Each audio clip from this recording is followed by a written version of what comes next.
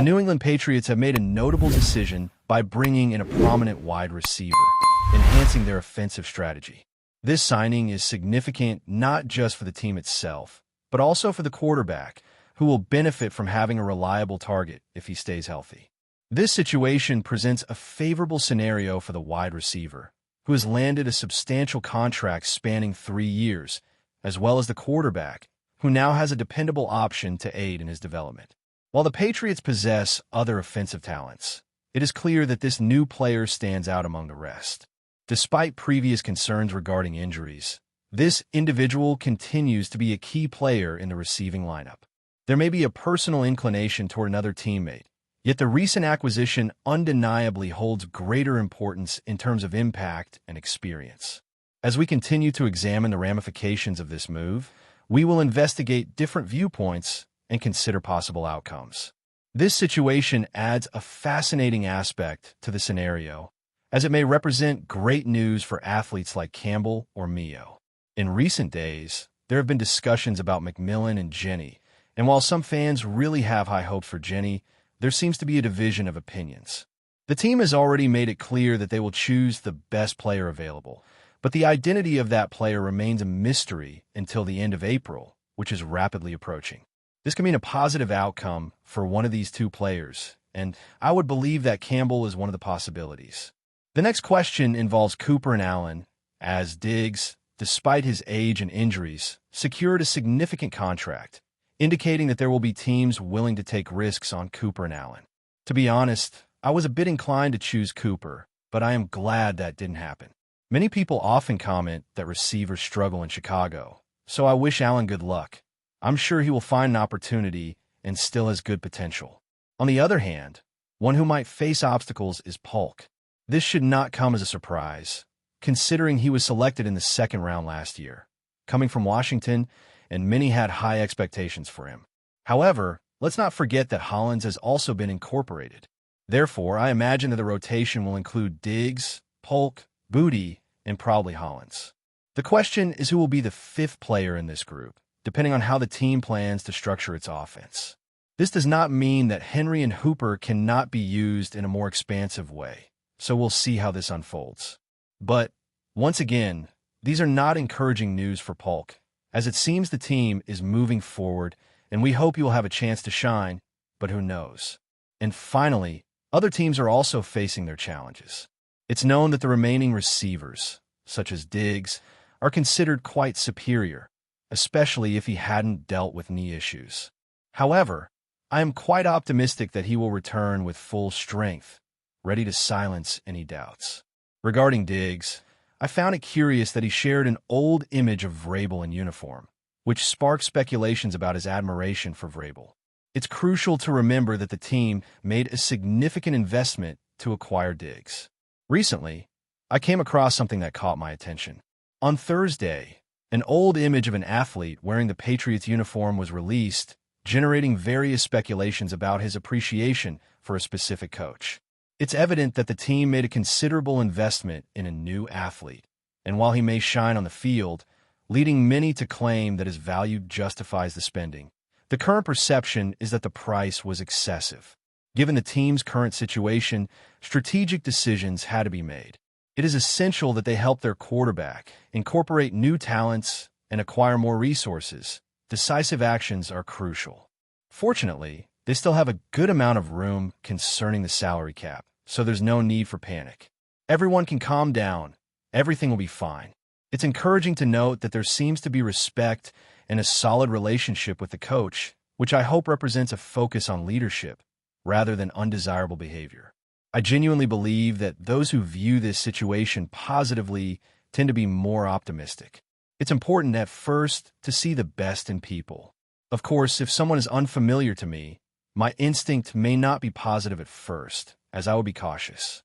However, there is a strong motivation to prove the skeptics wrong, and I am confident that he will achieve this in his new team. So let's prepare ourselves. Also, today we will delve into a draft simulation. Although I haven't done this yet, I'm heading to a site that offers analyses. The last time I tried, the site was full of ads, which is not really to my liking. Let's get started and see how it goes. It's impressive. Did someone fall to us? I've already mentioned that if he is available, we would undoubtedly pick him. So, welcome to the new team and the stadium.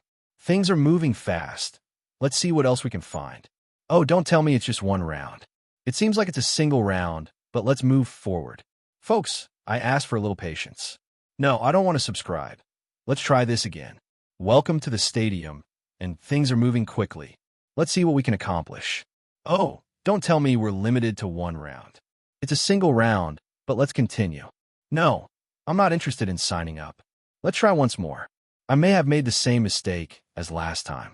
My fault. But don't forget, I picked a good athlete. Let's do 7 rounds, as we're excited. Where's that star button? Here we go. Yes, this is what we did. Apologies, folks. That was a quick change. Okay, we have 3 offers. We have 1 offer, the number 4 pick, and then a selection with high numbers. At this moment, looking at the list, I can say that some relevant players have already been picked. We could move down and secure some picks, along with an option for next year. This is amazing. Or we can secure multiple picks. It's tempting, but maybe I'm being ambitious. Look at all those picks. Oh, I didn't want to refuse. Let's go for it, whatever it is. Let's go with pick number 13. We're moving forward. Now let's go back to the pick. Who's still available? We have some good athletes who have already been selected. Therefore, let's secure a pick along with some proposals for next year. Wow, the trades are heating up here. Let's accept. And guess what? A good player is still available. I can't even keep track of who has already been selected. We'll take a look soon. We have an offer with several options. What does another team want? It could be a promising player or another talent. Now, we've reached a point where we need to make a decision and check what's ahead of us. Mio is still in the running. And to be honest, I can't recall who the Bears picked. Let's take a moment to check this. At the moment, we have an offer with the 34th, 65th, 99th, and 105th picks. Who could catch the Giants' attention? Membo and Calvin Banks are still available. So let's explore that possibility. One moment, let's hold off on this, as I realize we're not receiving a first-round pick, so the offer will be declined. Now, we need to decide between Mio and Calvin Banks. Mio plays as a right tackle, while Calvin Banks has shown himself to be a reliable left tackle. This is definitely a tough choice. McMillian is still in the running, and I truly admire him. Also, many have high expectations for Tyler Warren. Let's take a moment to reflect. No, I made a mistake. We're focusing on the options. Trusting my instinct, I'll go with Calvin Banks as our left tackle. Let's move forward, and in the second round, we'll have more picks. No, we'll decline that offer too. So, we're going back to our strategy, and it's crucial that we focus on strengthening both the offensive and defensive lines. Kenneth Grant is a solid option. As for quarterbacks, we're leaning toward offense. Hampton is an intriguing prospect. I've heard comments that some believe he's better than Jinsey, but that's not my view. Let's check out the wide receivers. I'm confident we'll do well. Look at that. We actually have 2 consecutive picks coming up. What do we have in offensive tackles? Connor Lew is an option, and we have 2 right tackles available. Moses is getting older, so it's time to make a decision. I'll decline the 46th pick and a 3rd-round pick for next year. All right, back to wide receivers. I have a strong preference for Higgin, although he's not as athletic as McMillian. Isaiah Bond has received a lot of praise, though his value has dropped a bit. Trey Harris is also a name I like. Once again, Ole Miss has produced several quality wide receivers. I need to review everything one more time before making a decision. And Kenneth Grant is still in the running along with Christian Barmore. We're a bit uncertain about him, but I'm determined to make the pick. Kenneth Grant is the choice here. And look, we're back on track. I'm reevaluating the situation with the big wide receivers, and I want to double-check everything before deciding. Kenneth Grant is still available, along with Christian Barmore, but there are still some doubts about him. I've decided to go with Kenneth Grant. Now, let's get back to action. We're faced with a decision involving 53 and 84 NOP, and we'll decline that offer for 54 and the 2nd-round pick for next year. Shifting focus back to the offense, we need to look at the tackle position. Is Connor Lew still in the running? He shouldn't be, but did we pick him earlier? Yes, we did. I'm sorry I missed that information. By taking the offensive tackle position, we've already secured 2 great talents. Now, taking a look at wide receivers, it's surprising to see who's still on the market. Trey Harris. We'll definitely go for him. Moving on to the second round.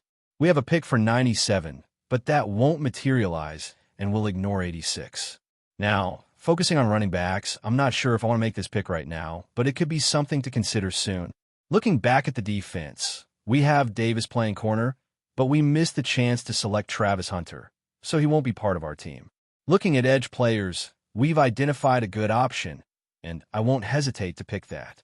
Moving on to 99, pick 05 doesn't seem promising, and pick 83 is also unavailable, so we're going back to selection. Returning to linebackers, maybe I missed the chance to get my UCLA player. This is really frustrating. Concerning safeties, my understanding of the subject may not be exhaustive, but given the recent injury hurdles we have encountered, I find myself leaning towards Kevin Winston. We've accumulated a significant number of picks up to this point. It truly seems like we are hitting our stride in this selection process. Now, as we approach the fourth round, it's the right moment to reassess the running backs. Cam Scabo emerges as an impressive candidate, and I am excited about that possible selection. Those who criticize this draft should reconsider their viewpoint. It seems there is some hesitance to negotiate trades with me currently, as it has become clear that I am making influential choices and securing valuable picks. Turning to tight ends, I have spotted some promising talents coming out of Iowa. It's intriguing to see how these Iowa tight ends perform exceptionally well, even when their offense struggles. This certainly presents an interesting puzzle to ponder. We're making decisions and taking important steps in the tight end position. Let's talk about the Iowa University tight end. I've been keeping a close eye on him. It's interesting to note that all of these tight ends from this institution are very good, but the team's offense seems to be a slow pace. Right now, we're in the 7th round, nearing the pick of the famous Mr. Irrelevant. Let's check who's available in the tackle position. If you're in the know, you might have heard of Brady Cook and Miller, but I'm not really familiar with Donovan Smith, to be honest. Let's go back to running back. Out of curiosity, who's still available? I think Donovan Edwards is still in the running, which is intriguing. We also have Stevenson, Gibson, and then Scabo, all notable players. Jimmy Horn Jr. is an interesting alternative. Should we consider that? I think it would be a good idea to choose an offensive guard. Cooper Mays is an excellent option. I've heard this name. He transferred from Georgia to Tennessee, and his brother was also there. Let's go with him. Now we have a new player. We also need to direct our attention to defense, considering cornerback and defensive tackle. We have an edge rusher from Ohio State, and it's necessary to include a linebacker. Let's go in this direction. Colin Oliver, you're now part of the team. We're getting close to the end. Is there anyone you think we could select? Not a quarterback. If it's Donovan, I'm sorry. I'm not a fan of Michigan, but I still have Etienne available, which is impressive. I'm going with Donovan Edwards, a great athlete. Now, we have a solid team. 2 offensive tackles right at the start. The trenches are well structured in the first 2 rounds. We managed to make a trade and still secured a standout offensive tackle. We also brought in another wide receiver, probably saving for a potential player, in addition to an edge rusher and a safety. We selected Scabo at pick 106 and Lachey at pick 114, and then added another lineman. In the end, just to check, we picked Donovan Edwards.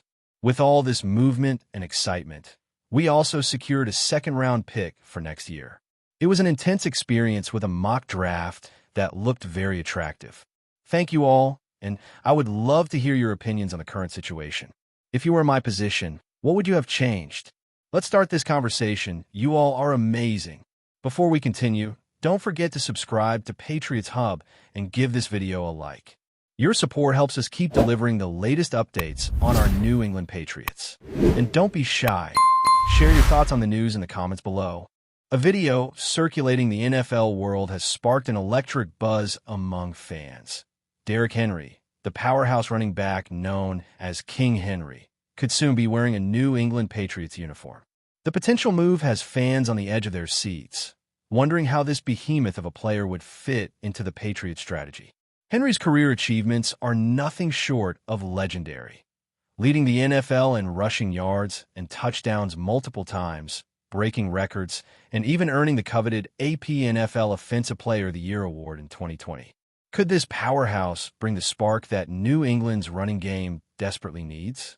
After 8 remarkable seasons with the Tennessee Titans, where Henry was the focal point of their offense, his shift to the Baltimore Ravens in 2024 raised eyebrows across the league.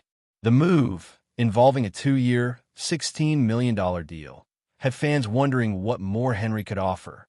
His performance so far in Baltimore has been nothing short of spectacular, with multiple 100-yard games and a stunning 87-yard touchdown run against the Buffalo Bills. Yet, whispers have started circulating that Henry may already be eyeing a new challenge in New England, where the Patriots' offense could significantly benefit from his bruising style of play. For the Patriots, the prospect of landing a player like Henry would be monumental. The team has struggled to establish a consistent ground game since the departure of their longtime star, and Henry's unique combination of size, speed, and endurance would bring an undeniable presence to the backfield. Bill Belichick, known for his ability to adapt and build a team around versatile players, could find in Henry a cornerstone for his offense. With the Patriots' running game faltering, the addition of King Henry might be the exact answer they need to reignite their offense and make a deep postseason run. But how would Henry fit into New England's already crowded backfield? Currently, the Patriots are well-stocked with running backs, but none boast Henry's level of dominance. The challenge lies in how to integrate a player of his caliber into a system that's been built around committee efforts rather than a single star. Henry's arrival could push the Patriots to reshape their offensive identity, shifting the focus toward a more run-heavy approach that could complement their defensive strength. As the NFL offseason continues, all eyes are on whether this blockbuster move will materialize. Derrick Henry to the New England Patriots could alter the course of both teams' futures. If it happens, it could be one of the most thrilling chapters in the NFL offseason, one that fans will be talking about for years to come. Will King Henry ascend to the throne in New England? Only time will tell. That's it for this update. If you enjoyed the video and want to stay updated with exclusive news about our New England Patriots, be sure to subscribe to Patriots Hub and hit that like button. We can't wait to hear your thoughts in the comments. See you in the next video.